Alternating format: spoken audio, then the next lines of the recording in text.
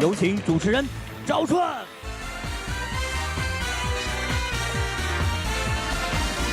谢谢现场的观众朋友们，谢谢大家。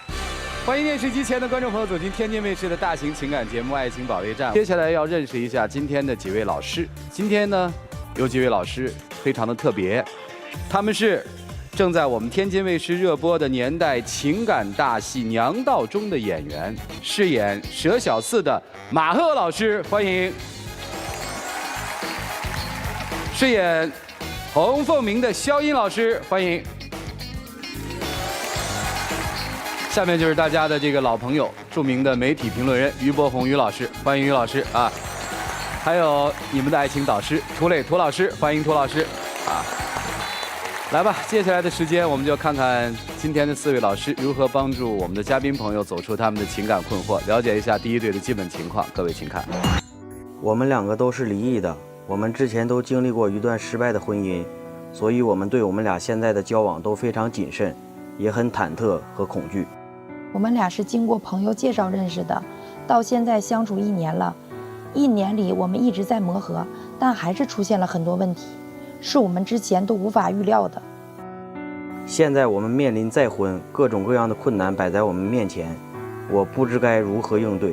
如果我们选择再婚，我希望能比之前的生活更好一些。我今天带来的这件东西，不知道能否让我们俩做出一个重大的决定。掌声有请这一对，有请。小南30岁，来自吉林，自由职业，有请小南，有请。小姚32岁，来自吉林，自由职业，有请小姚，有请。欢迎2位哈。介绍一下彼此吧。她是我女朋友。今天是谁要来啊？我要来呀。干啥呀？因为我们2个嘛都是有过一段婚姻的人，相处了也不到1年的时间吧。刚开始的时候呢，都可以，人相处久了以后呢，就感觉脾气方面啊，不是那么特别的融洽，总是吵架。相处当中发现什么问题了？就是他这个人吧，他比较愿意交朋友，愿意聚会，比较愿意喝酒。然后他喝酒呢，不是说1个小时、2个小时能完事儿的。他一喝酒呢，这个喝的时间比较长。还有就是他所有的朋友给他打电话，他都得出去，哪怕就是我们马上要晚上休息的时候，让他出去喝酒，他也得去。去呢，一喝到2半夜，关键他顿数太长了，1顿、2顿、3顿，晚上回家太晚了，我受不了。然后我担心他身体，一个是喝酒太多对身体不好，再一个我担心他的人身安全。然后我就是总因为这件事我们2个吵架。因为我吧，我从小就喜欢交朋友。而且我30来年呢，我没缺过朋友。但是我现在我交这些朋友呢，都是我生意上的伙伴，有很多对我生意有帮助。所以说，我认为就我出去跟朋友喝酒聊聊生意上这些事儿，没有啥错误的呀。但是你交朋友，你得有时有赏啊，对不对？你得有时间观念呢。从晚上4点钟一直喝到晚上10点钟，6个小时，我还不能张罗回家。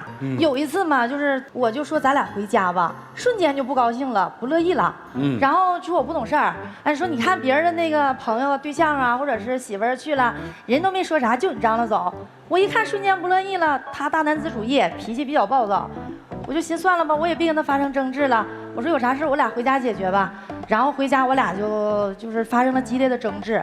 他还有一点呢，就是我特别讨厌的一点，只要是一跟我这个发生矛盾，他不处理问题啊，他就离家出走。我家有个包，我给他起名叫离家出走包。一离家出走就带着这包走，里头装的他的洗漱用品，还有那个衣服裤子，不多带啊，就带几件，能够1、2天的。然后呢，等着我给他打电话呢，他也不接呀，发微信呢，也不回。然后有一次更可恨的是，把我微信都给删了。那我为啥删你微信不接电话呀？我俩一有发生矛盾的时候，他就不正面解决问题，他上来不是就掐我就咬我。我是个男人呢，我也不能说跟他撕撕巴巴的，或者是打他呀。所以说我不走，我在家干啥呀？所以你那是一只逃难包是吧？对呀，我得走啊。那我不能在家让人打我呀。客观原因，那你咋不说你一个男的你不能让点女的呢？你一个男的你解决问题啊，你走啥呀？再说了，咱俩发生矛盾，你就认识到你的错误呗。你总喝酒，我为啥说你喝酒？一个是担心你的身体，再一个我希望你多陪我呀。你有喝酒那时间，你多陪陪我呀。我陪你。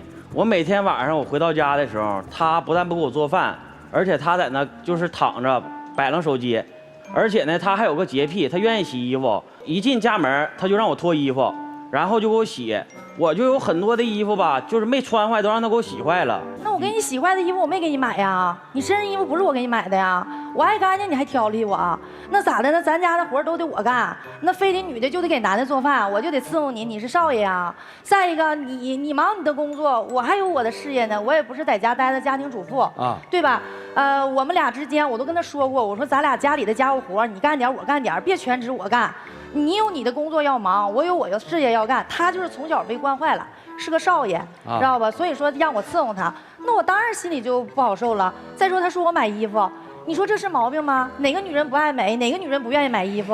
这很正常的现象啊。他就是2天买一回，3天买一回，1个星期最低得买2回，而且每件衣服都得上1000元左右。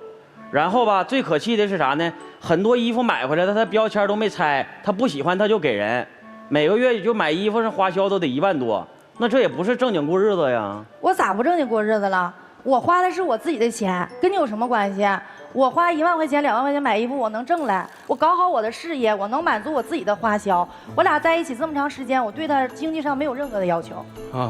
没有要求。还对我没有要求呢，他要求我买个200平的房子，然后我俩结婚，要是结婚的话，必须在当地最好的酒店办婚礼。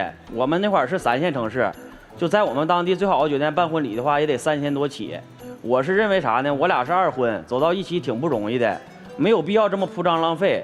我就感觉我俩要结婚的情况下，我俩旅行结婚挺好的。但是前提你得把婚礼给我办完呢，对不对？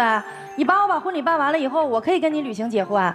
我说一下房子的事儿啊，我要强调一下，为啥说我让他买200平的房子？因为我说过，我俩这不都是属于再婚吗？我之前住的房子就是160平。然后呢，我再结回婚，你说我家里亲戚朋友身边的人都关注着，200平的房子对他来说不是难事儿。如果说非常难的话，我不可能要求他。再说还有我呢，对于我俩来说，一个200平的房子不是说那么难，尤其我们是3线城市，不是说很困难。因为吧，我家是那个老城区要改造，马上就面临拆迁，我拆迁呢会给一个200多平的房子，他不干，他非得要在我们市中心买，还得买望江楼。他说我这个地方比较偏，但是我们有车呀，现在交通都这么发达，这么便利，所以说在哪儿住都不一样啊。所以说这事儿我理解不了啊。那房子呢，它是属于一种投资，我又没让他用他自己的钱买，对不对？我也出资，你可以把那个房子卖掉吗？我跟你说过多少回了，你把拆迁的房子卖了，然后呢，剩余的钱我添，然后咱俩买一个好地段的房子，为了保值升值，他有他的想法，他喜欢豪车。他想把我俩结婚我出的一部分钱换车，那我当然不同意了。你想想，车是一个贬值品，对不对？它不像房子能升值，他就是身边的朋友，说心里话，条件都还不错，车都非常好，所以说他就活心了，他就想换车，他就是喜欢好车。2个人要炫的方向不一样，对吧？他就知道说我，他也有不对的地方，有毛病啊。我跟他说，我说我俩结婚之后，我想要个孩子，他不同意啊。那你为啥不想给我生个孩子呀？我都多大岁数了？我都30多岁了，再生个孩子，我怕我的身体承受不了啊。再说我们2个有过一段婚姻，我有孩子，他有孩子，我觉得我们俩再生一个孩子没有太多的必要。我们2个开开心心过好自己的日子，不挺好的吗？我就跟你说，就他这个人吧，我们俩之间吧，就是沟通存在问题。因为我吧，是我承认我脾气有点暴躁啊，就是我承认，因为可能从小的生活环境也是有关系，因为我妈特别宠着我，我肯定是说啥是啥。然后我摊上他了以后呢，他也是跟我一样的人啊，我自己做生意，他自己也做生意，难免嘛跟异性接触，他不愿意啊，异性的这个朋友给我介绍客户，那是坚决反对的，就不愿意，小心眼儿。然后跟我说那个女人呐，你不用有啥异性朋友，你有个优秀的老公就可以了。这是他的谬论啊，不能跟异性朋友接触。工作接触异性，这不正常交往吗？但是我不想让他跟别的异性交往。而且可恨的是，他自己还跟他前女友这接触呢啊！他自己跟他前女友。我跟我前女友接触，我因为啥呀？他在我那买东西，然后给我带客户，所以说我跟他之间也没有别的事儿啊。再一个，我跟他接触，我都是为了赚钱呢。你为了赚钱，那我的异性朋友给我，他是前女友接触就为赚钱行，完我这个都不是前男友啊，就是一个异性朋友接触一下都不行。你就说就你这个人啊，你就多么的不能跟你理论吧。他这人就这样。就提到这个赚钱这个事儿，我还得说一点啊，就说你既然要赚钱，他刚才提到说我能花钱，说我这个买衣服多，花销多，但是我都花在了我自己身上啊，他不是啊，他就是他朋友管他借钱，他往外借呀，他往外借钱呢。就是在我知道的到现在已经是有好几万块钱根本要不回来了，人都没了，没影子了。就他这个人是不愿意拒绝别人的人，因为呢他呢比较就是重情义吧，身边朋友特别多，你好不容易挣来的钱你也不能借给别人啊，是不是？是啊，然后他就说我你这目光短浅，那个不懂人情世故啊，我不懂人情世故，那我问问你现在钱还你了吗？完我就跟他说，我说你做买卖做生意，咱说这个你害人之心不可有，防人之心不可无，对不对？但是呢他不信呢，所以他缺心眼儿啊，所以说这些钱都要不回来了。行，你们俩我为啥要借我朋友钱呢？我解释一下，主持人，因为吧，我之前我遇到过困难，所以说现在就是我有的朋友遇到困难的时候呢，我感觉我应该帮他一把，那我也没寻思他不还我钱呢。如果当初知道我要他借他钱他不还，我也不能借呀。你总是有理由，说你一句话，你等着100句话在那等着我。我告诉你的是害你的吗？你现在你要听我的，你早就好了，你比现在好太多了。所以今天来的目的是要干嘛？看他能不能有改变吧。其实说白了是，我们发现了很多问题，但是我们还想在一起，是这意思吗？不是，他说的哦，不是在一起哈。他说如果我要不改的话，就不能跟我在一起。那你还想在一起吗？他也得改呀。啊，你看，对，两个人多像啊，较上劲了。我们听听老师们怎么说吧。一起进入丘比特问卷。好，老师，你爱他吗？爱呀。那你愿意为他做什么呢？我愿意啊，但是他也得为我做点什么呀。好，那我先问问这个女生啊，就是那你对她是一个什么样的态度？你愿意为她付出一些什么呢？或者就是说你愿意为这段感情做出一些什么？我愿意为这段感情让步啊，因为他本来就是幼稚不成熟嘛，我愿意为他让步，我愿意改变我自己啊。那你愿意改变你自己的一些问题吗？我也可以。对啊。但是先听我说了，他才可以的。所以我觉得，对，就是因为你们毕竟之前都有一段婚姻了嘛，重新又走在一块儿，我觉得肯定是需要双方更多的去包容，更多的去让步，才能组建家庭，是吧？对，我觉得就是多包容一些对方吧，好吧？来，肖老师，你们对上段感情，你们总结过自己稍微有一些不太完美的地方，我觉得可以没事的时候想一想。另一个就是因为是换成一个新的伴侣啊，新的男女朋友，就可以考虑一下，哎，那我上一段感情可能这方面我觉得，哎，我可能会是有一点点小小的问题，那有没有调整呢？那我新的调整方式或者不用改，那这个伴侣会不会适合？就还找到一个属于你们俩在一起的一个新的模式。因为你们俩工作上，这女孩也说了哈，很默契。对，可能在生活当中呢，可能再融入一点，新找到的一种方式会更好。好，谢谢肖老师。来，火红兄，男生他不好意思拒绝朋友，但是他好意思拒绝你，对吧？而且你重情义，讲友情很重要，但是爱情也重要。你既然这么爱他，可能你需要更多的付出。虽然你们两个人刚才都在讲，都愿意为对方让步，为对方付出，但是就像你们刚才的这样的交流当中，我明显的感觉到，在情感问题上，在物质问题上，你们双方都是寸步不让的。我原来想，一个男人怎么这么喜欢离家出走呢？我还真没见过。但你刚才说了原因以后，我还真同情你。你这样的拧他、打他、折磨他，他是个男性，男子汉，他不能还手。我认为这一点做得很对。但是不管怎么做，你都是逃避，这很现实。那么这种逃避，就说明你对他的爱，并没有像你所说的这么爱。关键我想说的是，再婚他并不是寻找一个伴侣这么简单。他需要的是真正的爱情，而且他更需要爱情。他需要的是坦诚，需要的是包容，更需要的是让步。那么这种让步是要真正的体谅对方的让步。我认为我看不到你们之间有这样的让步，不管是他还是你。好，谢谢博红兄。来，涂老师，你们俩在一起不是因为爱情，你们是因为趣味相投。你们两个人都是自大、自私、虚荣、要面子的人。与其有这买房买车拿去给别人炫耀的这种功夫和钱，为什么不拿来好好的做生意，好好的过日子？所以当你们走到一起之后，当你们不开始谈事业，开始谈生活的时候，开始谈生活的付出、相处、包容的时候，你们一无是处。所以你们这样的两个人怎么能结婚呢？有什么基础结婚呢？你们俩上来之后，我真没有感觉到你们是两个曾经有过一段失败婚姻的人，我没有看出来。所有有了一段失败婚姻的人，或多或少在这段婚姻的感情投入当中，会相对慎重，会更懂包容，会更懂理解。你们没有，你们完全没有从上一段感情当中得到任何教训。已经错了一次了，不要再错第二次了。既然大家都曾经是受过伤害的人，那么在下一段婚姻当中，更要懂得什么是理解和付出。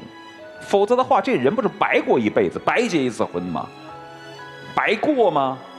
什么时候学会了包容？什么时候学会了从上一段感情当中、上一段婚姻当中吸取教训，再来谈感情、谈婚姻？什么都不肯忍，什么都不肯让，一天到晚就是房子、车子，你结什么婚嘛结？所以啊，我们真不是说话，你真别不爱听，因为一段婚姻又下去，又是一段经历，你们不可能再离一次婚，再离一次婚对你们俩都是伤害，好好考虑。不要因为我说了什么话啊，我心里不得劲儿，那我硬要在一起，那是你自己的生活。我可能说错了，我说真对不起，但你们真得慎重考虑自己的事情。我们看不到你们彼此愿意为对方付出什么，你们自己应该感受到这种问题。关上门，好好想想。就这。好，谢谢涂老师。来我们这儿就是为了换角度的嘛，就是为了听不同意见的嘛。对。可能过去在自己的这个生活范畴里面，没有人用这个角度去跟你们聊过这件事儿。你可能换一个角度去重新审视这个问题，你得出的结论是不一样的。供你们参考，一起进入真情60秒。咱俩在一起呢，相处了不到1年的时间，磕磕绊绊也这么长时间了。你特别的幼稚还不成熟。有的时候呢，跟你真的是沟通不了，但是无论怎么样，我都没想过跟你分开，因为在我们当时在一块儿的时候，在我最难的时候，你对我挺身而出，这个是我最喜欢你的地方，也是我最放弃不了你的地方。我希望我们都能像老师们说的一样，为彼此一人退一步，一人让一步。我希望能跟你有一个好的结果，我也希望你能为我做出改变。我呢，刚才通过评委老师和主持人说的，我也感觉到我身上有很多毛病。我俩呢，其实挺多相像的地方。我呢，其实是一个比较大男子主义的人。我跟他在一起呢，其实我非常喜欢他，我也愿意为他做一些什么，改变一些什么。好，时间到啊！来。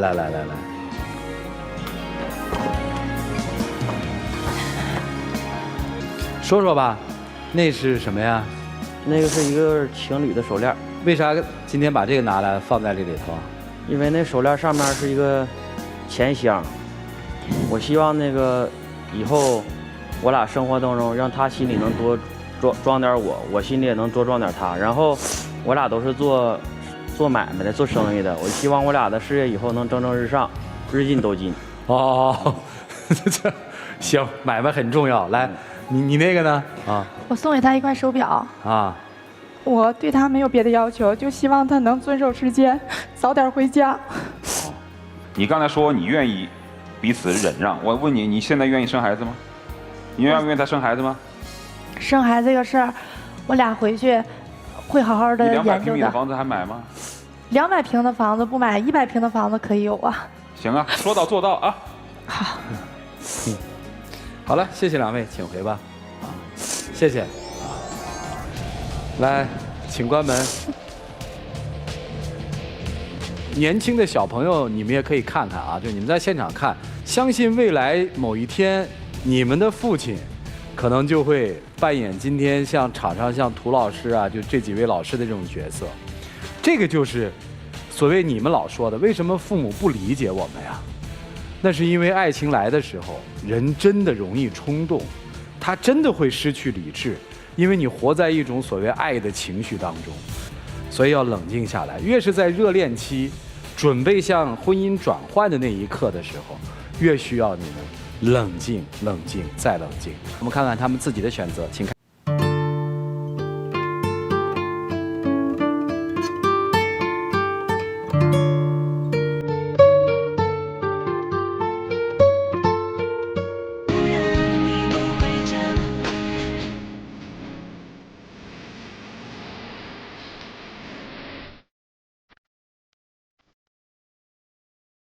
来，有请我们的小花童，有请。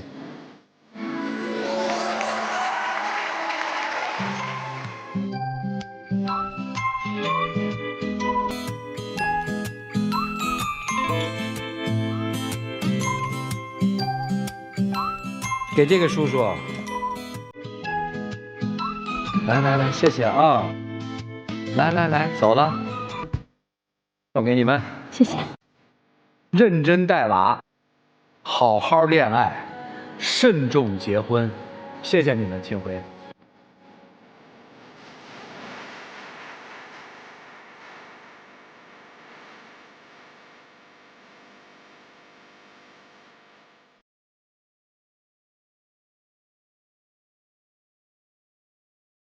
节目当中就是一个结局嘛，生活的路还很长嘛，祝他们幸福吧。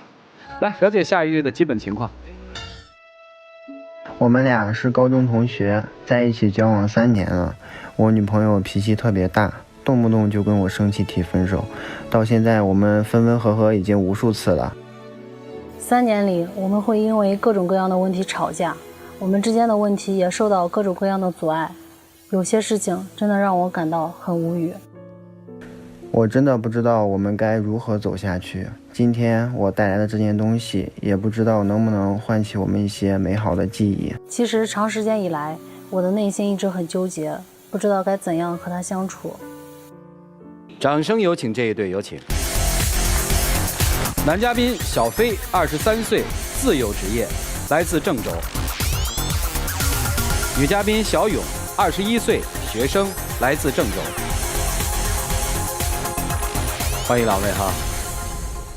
今天来干嘛？今天来主要是调解一下我俩之间的问题。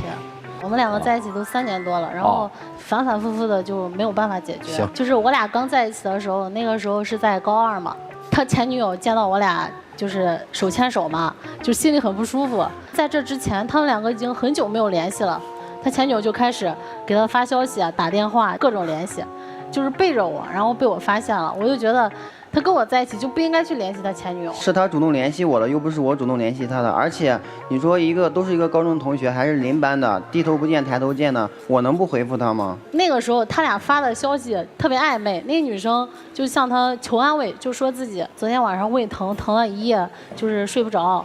然后看到你俩在一起，我就心里可难受，就放不下他。然后我男朋友这个时候就跟他回复说，你身体不好，什么我都知道，然后让他照顾好自己，这不就很暧昧了？对啊，我让他自己照顾好自己，我又没说我去照顾他。你还想去照顾他嘞？他说他胃疼，那我作为同学，我能不安慰他一下吗？那我能就是跟人家冷嘲热讽的，我说，哎，你活该你胃疼，怎么了？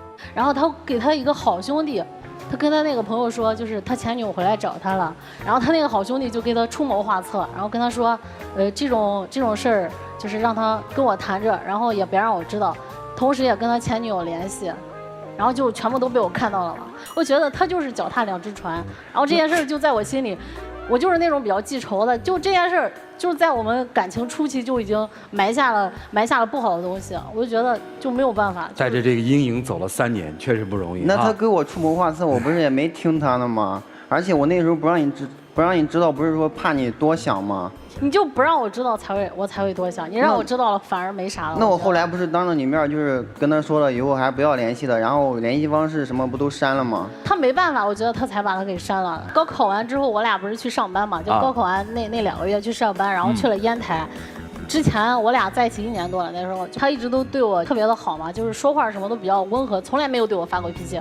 就那一次，就对我就是正在上班，还挺多人的，就忽然对我吼了一下，然后我就吓了一下，然后吓得我当时都差点哭了，我心里就特别委屈，我就觉得哦，我跟这个男生在一起1年多，他每次都那么温和地跟我说话，我感觉他是不是都是装的？那你说我那时候为什么吼你啊？还不是那段时间，因为就还是那个前女友嘛，然后就是过去1年之后，然后时不时的就是生气冷战，就突然我就不知道怎么回事，每天就逼着我让我跟他讲跟我前女友的事情，然后那本来就没有什么事情，他非要逼我讲，我给他讲过了，他还要听，就是你说都讲完了，他好像非要听出来个就是我俩有什么事似的，然后就那段时间我就特别烦，然后就跟他说话声音大了一点。那你就是因为你前女友又吼我了呀？那第一次吼我呀？那你刚上大学那会儿，他那时候在郑州上大学，我在平顶山嘛。后来他生病了，我去找他，他还是就是对我特别冷淡。那时候我刚上大学，然后就比较忙，就根本就没有时间就跟你聊这聊那。而且我觉得我跟他在一起1年多，都已经很了解，都没什么聊的。每天就是吃饭了吗？吃过了。就是在干嘛？怎么？我不都回复你了吗？他就隔三差五的跟我说，哎呀，今天这个男生给我表白，哎呀，明天那个男生给我表白。他跟我说这个，我能不生气吗？我能不吃醋吗？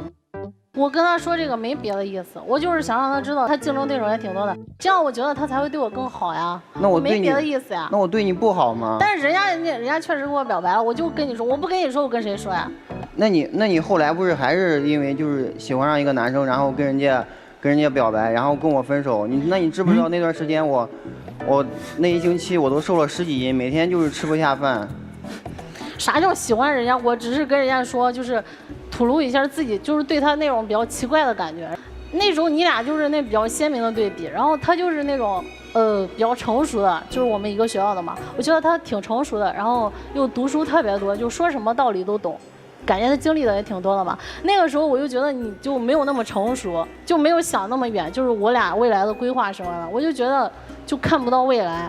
我对这段感情之前也是一直都很认真的，没有什么跟人家表白之类的，我只是跟他说，对他可能会有点喜欢什么的，而且我也没有跟他怎么样。那还不算表白吗？你对一个你喜欢的男生吐露心声，那不算表白，那是什么？他觉得我有男朋友，然后也没有怎么样。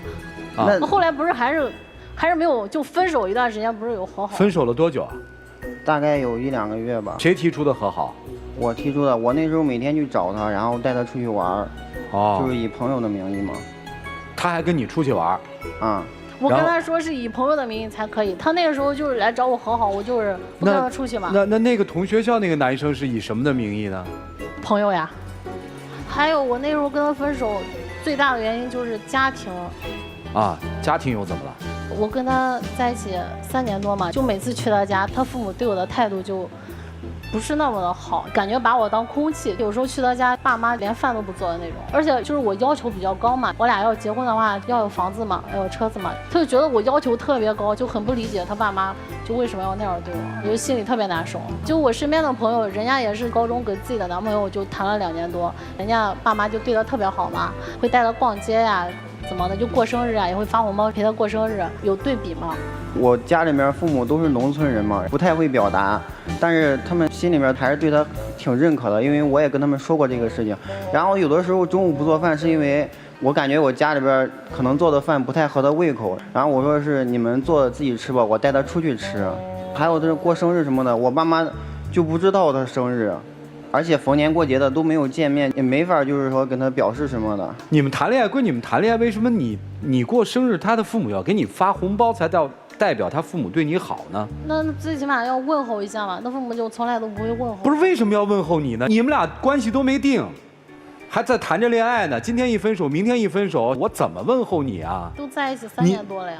他爸妈就是在经济上就不能给他支持嘛，然后他后来不是在上班嘛，我在上学。我有一个朋友嘛，他也在创业，然后我男朋友就跟他一起创业，他爸妈就更不理解了，就觉得你每天这边跑跑那边跑跑，整天不着家，就不想让他去创业，就想让他去电子厂，才20岁，也就是说你一眼能望到头的那种生活。也就是说你其实对男孩的家庭，对他父母的观念是不满意的，对吧？对。对他家的经济情况是不满意的，对吧？对。你家里就你一个独子吗？我还有个姐姐。你跟他姐姐关系怎么样？就那样吧，就不是。就那样是哪样啊？不是特别喜欢他姐姐我觉得他姐姐也不是特别喜欢我。你跟他姐姐冲突过吗？也不算吧，就那次在他家，我就习惯在家里开灯之后进另一个屋就不关灯嘛，然后我就从另一个屋出来就没关灯，然后他姐就瞪我一眼。还有就是他跟他姐之间，他姐不是结婚了吗？现在，他之前一直跟我说他姐对他特别好，后来我就发现他俩之间就是几百块钱那种经济往来嘛，他要给他姐借，我就觉得没有想象中他姐对他那么好嘛。然后我姐就是那种从来不跟我说借什么之类的，我买什么我姐都会给我买嘛，我就觉得他姐对他不怎么好。哎，我问你点问题吧。你觉得女生在乎你吗？还行，最近还可以。最近还？那以前这是什么样呢？以前就是他都不知道我爱好什么，爱吃什么。你们俩谈了3年，他不知道你爱。对，我之前有一次问过他，我说每天都是。我都知道你爱吃的，包括你下句话想说什么，我基本上都知道。但是你知道我爱吃什么，我的爱好是什么吗？然后他就说不出来话。那个时候是不是咱俩在一起，每次出去吃饭，我都会问你，就是想吃什么，你都说我都行，看你想吃啥。然后我就每次我吃啥你就吃啥呀，就每次做什么你都是听我的呀。我让你说你又不说，我就觉得我喜欢的他也喜欢呀。对。就像你现在穿衣服，你也会问我就是穿什么好看，不都是我跟你说的吗？哦，这女生刚才可说了啊。结婚得有房得有车啊，有吗？现在没有啊，以后会有吗？以后会有啊。他现在你看，他刚进大学的时候，他就身边有了一些这个优秀的男同学，是吧？就好多人向他表白。现在他身边还有这样的优秀男同学吗？现在我不知道，现在他没有跟我说过，心里边就是不踏实，就是感觉他就是可能会就是喜欢上其他的人嘛。那是你自己的问题，你自己不够自信啊，那怪我了。哎，现在还有男生喜欢你吗？有啊，但是我都跟他们不联系的，他们给我发消息，我从来都不回的。哦，你会看他的手机吗？我不看他手机。你会看他的手机吗？看呀。他还会偷偷的看，趁我睡着的时候看。我啥时候趁你睡着看？我是不是每次都当着你面看的？没有，你之前趁我睡着的时候看过。那是不是你睡着，我总不能把你喊醒吧？那看到什么了呢？没看到什么呀。想娶她不？想。喜欢他。喜欢他什么？哪儿都喜欢，除了他的脾气不好。哦。就动不动就有一点鸡毛蒜皮小事，可能他性子急吧。就有一点鸡毛蒜皮小事，然后他就发火。你怕他跑吗？怕。真怕吗？真怕。女生怕男生跑吗？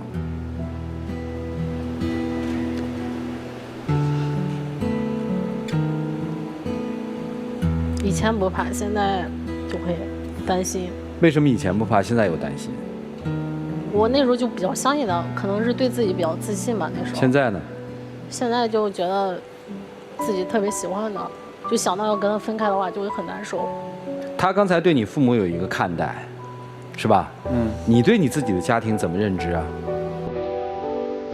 我觉得我家里边反正都是农民嘛，他们确实准备不出来什么东西。以后就是能尽量靠自己就尽量靠自己，反正他们确实帮不上什么忙。跟他在一起压力大吗？压力挺大的。这个压力来自于什么呢？来自于就是生活对未来的条件吧。哦，经济压力是吧？对，经济压力。在我眼中，我看到的就是矛盾。这个矛盾来自于家庭，来自于2个年轻人对待情感的认知和未来生活的规划。啊。让老师们帮你们分析吧，我们一起进入丘比特问卷。马老师，我是觉得从学校走出来的爱情，可以说是比较最纯粹吧。所以我觉得，如果你们2个要是真的是，想，结婚啊，将来组织家庭啊，真的是下面应该好好沟通沟通，包括跟家人好好的去聊一聊啊，谈一谈呀。你比如说你不满意他的这个父母对你的这种态度。他刚才不是也说了吗？就是说他会给你一些包容，这个饭做的不好吃，他就会带你去吃。其实我觉得男生做的也还好，是吧？然后你这边可能作为女生来讲，如果要是觉得他是一个值得依靠一辈子的一个男人，他现在可能没有车没有房，那通过自己的努力，是吧？通过你们2个共同的打拼，那就有可能将来这些都能成为现实。所以我觉得。就祝你们幸福吧，然后你们下面再好好的沟通沟通。谢谢马老师。来，其实女生喜欢这个男生的最主要原因，最开始原因是因为他这个人嘛，现在也是因为他这个人。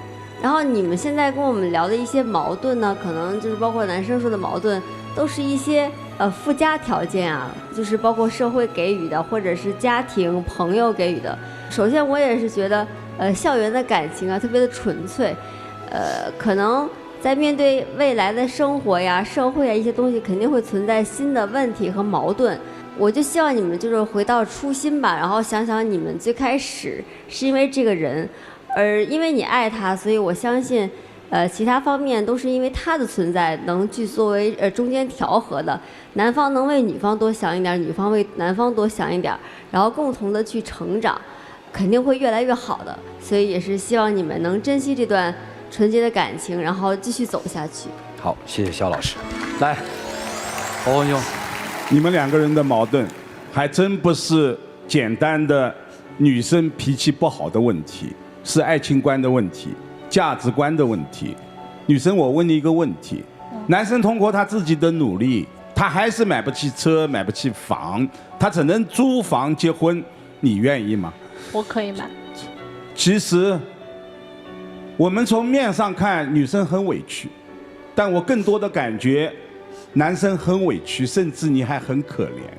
女生，你已经有了男朋友。但你还时时在炫耀，有很多的男生喜欢我，有很多的男生来追我。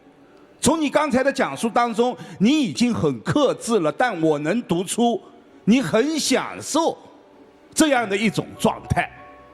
我甚至可以预言，等到哪一天，再有追你的男生让你心动的，你依然会拔腿就走。而男生呢，我看得出你内心是真正的、深深的爱着这个女生，但是你有没有考虑过，她从内心真的以前接受你了吗？小伙子，我只想说，爱情的幸福是要两个人共同用心。如果只有一个人用心，那一定会力不从心。爱情它也是要有自尊的，也是要有骨气的。好，谢谢国红兄。来，涂老师。他说你家里礼数不到的种种委屈，他说这些的时候，你能理解吗？不太能理解。就是你觉得家人对他还是不错的。对。娘道里面说得好，天之道，利而无害；人之道，为而不争；娘之道，补而无求，爱而无求。舍命而无求，他的母亲能为他做这么些已经不错了，已经足够了。一个农村的家庭，我从头至尾我没听见你为他做了什么。你除了告诉他我有很多异性喜欢自己，你为他做了什么？你还有什么资格向他的家庭提要求？你说的话有点太不朴实，你有点娇生惯养，你有点喜欢攀比。你在场上说的很多话，其实都在羞辱你。我不知道你为什么能够承受得了。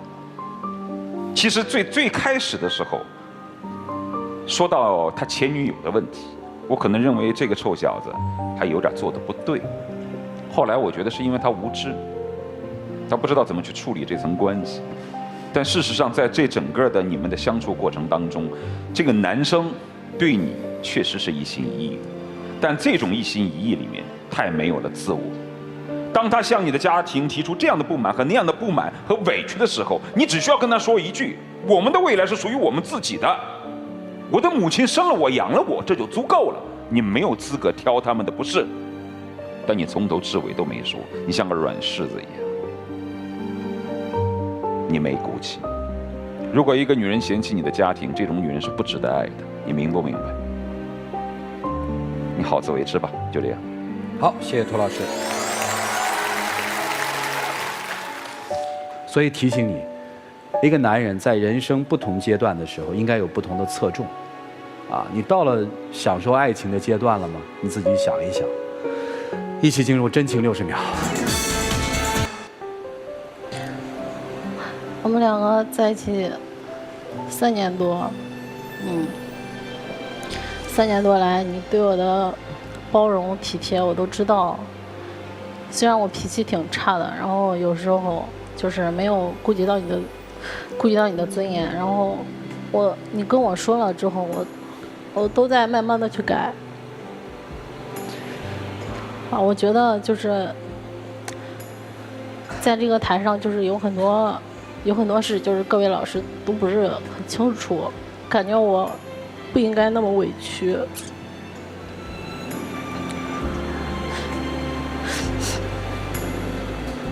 其实我没有那么多3年的。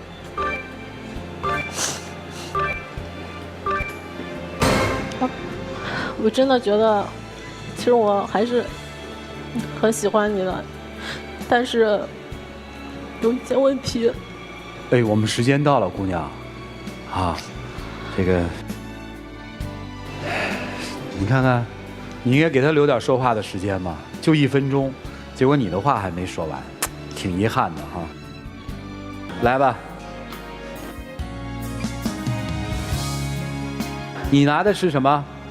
这个是我做的册子，纪念册。来，我们看一下。送这个就是想留住他哈。来，你那是啥？那个是他去年过生日，我花了2个月时间给他叠的纸玫瑰。哦，这还是一颗心呐，全是手叠的，啊。哎，谢谢2位，请回吧。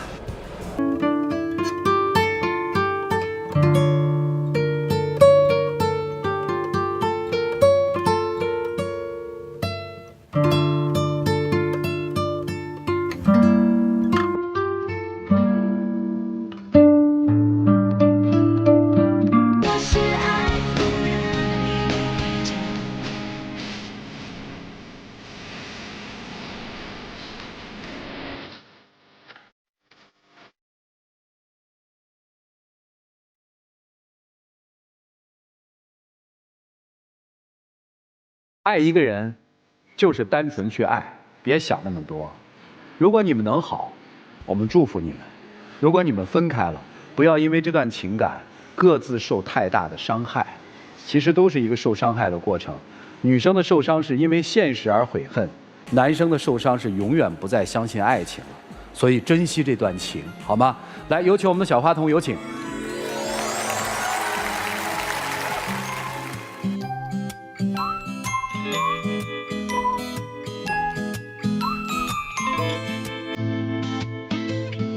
带着妹妹走吧，来送给你们，好好珍惜啊，姑娘，啊，谢谢2位，请回。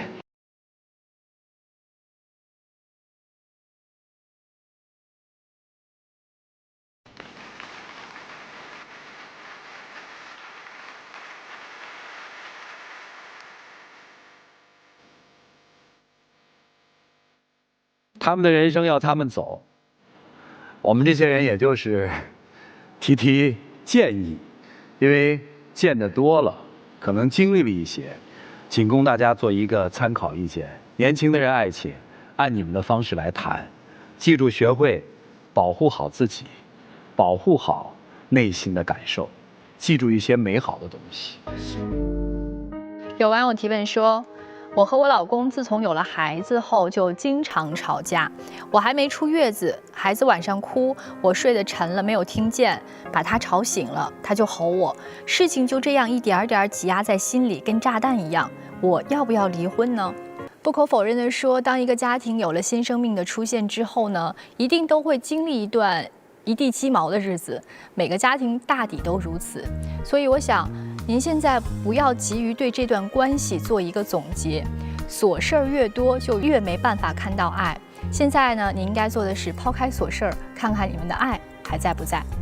好吧，祝你幸福，谢谢。再一次的谢谢现场以及电视机前观众朋友的收看和陪伴，我们下期节目再见，谢谢大家。